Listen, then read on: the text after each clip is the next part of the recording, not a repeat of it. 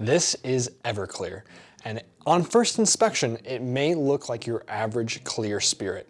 However, what makes Everclear stand out and what makes it so famous is its whopping 95% ABV. If you are from the States, that is 190 proof. Everclear is so strong that it's actually distilled at the practical limit of simple distillation.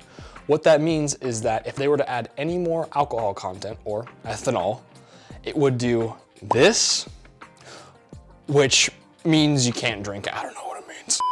To give you a comparison of how strong Everclear is, absinthe, one of the most famous strong spirits in the world, clocks in at around 75% or 150 proof. Furthermore, Everclear is used as a food grade cleaner and disinfectant and is currently banned in these 15 states.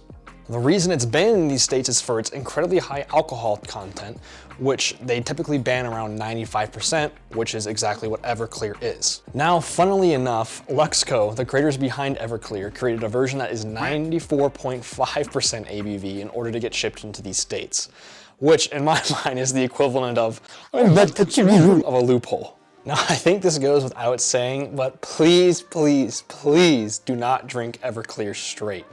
It was not made to drink straight. In fact, the main purpose of Everclear was to be made into different things. When we look at other liquors such as vodka or rum, they are quote unquote finished products. Adding anything else to these finished liquors isn't gonna really change the flavor of the liquor itself, and diluting it's gonna make it way weaker than it was intended to be.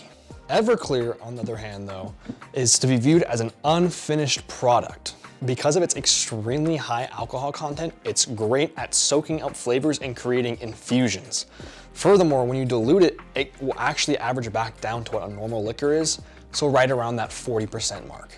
So now that we know what Everclear is and how we should drink it, let's make some drinks. I wanted to have a little bit of diversity in this video to kind of show off Everclear, so we're gonna start with a Blackberry sage vodka and then move over to a standalone cocktail, which is going to be a little twist on a Moscow Mule. All right, to get this started, you're going to need 12 ounces of berries, 10 ounces of your Everclear, and then about a 1/4 cup of sage. Once you have those three things ready to go ahead and grab yourself a quart-sized mason jar and place your 1/4 cup of sage inside the jar. Now go ahead and grab yourself a muddler and begin to muddle the sage leaves.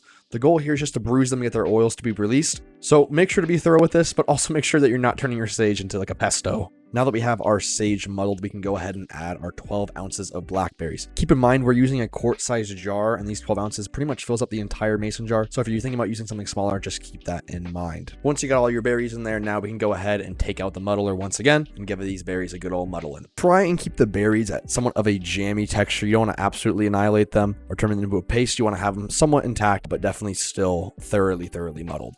Now that we have everything muddled, we can go ahead and add our forbidden glass of water, also known as 10 ounces of our Everclear. Now, once you have everything in there, you can go ahead and reseal your mason jar, and we're gonna let this bad boy sit for 48 hours. That's going to allow the Everclear to absorb the flavors of both the sage and the blackberries, and what's gonna give us our really cool infusion at the end. 2 days later. At this point, the Everclear should be fully infused with the other flavors in the jar, so now it is time to go ahead and strain it. I definitely recommend using the finest mesh sieve you have. This will prevent more organic material from getting into the final product. As you are straining it, don't be afraid to give it a little... After it is strained, you may be tempted to drink this, but please do not. We still need to dilute it. So at this point, grab your 12 ounces of filtered water and go ahead and pour it into the Everclear infusion. Now go ahead and give it a good old stir. Make sure everything is all mixed in well together. And with that, you finally have your Blackberry Sage Vodka. All that is left to do at this point is finding your storage container of choice and giving it a try. All right, so now that we got it all set up, time to try it. I'm a little nervous, especially because even now that it's diluted, it's still just straight vodka. So we're just gonna go ahead and pour a little bit out. Also, it's a Tuesday night. So I'm just gonna pour a little bit out and try it out.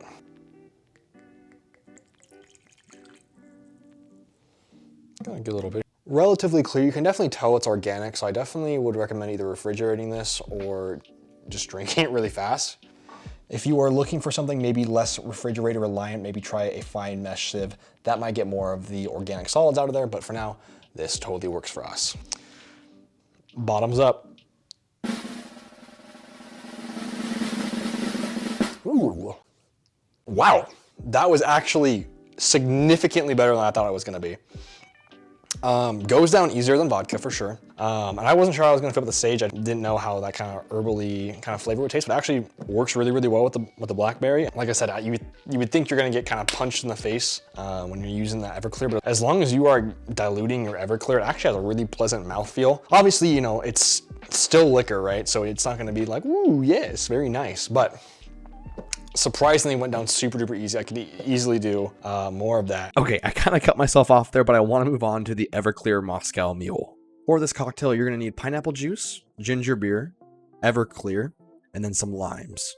You are then going to go ahead and grab a cocktail shaker and fill that with ice. Then go ahead and add 1 ounce of your Everclear.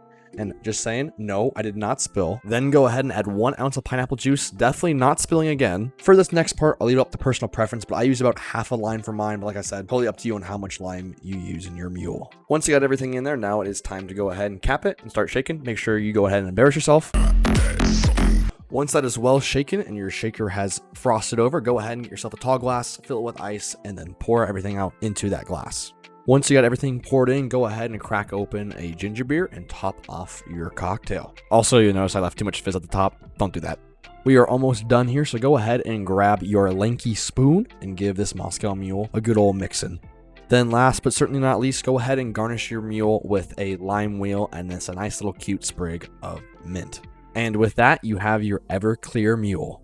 Let's try this out. All right, guys, so this is the variation on the Moscow Mule. Obviously, it's a little different when we're using Everclear instead of vodka. We still got the lime juice in there. We still got a little bit of the mint, and then also we're using that pineapple juice. So let's go ahead and give it a try. Also the ginger beer. Cheers.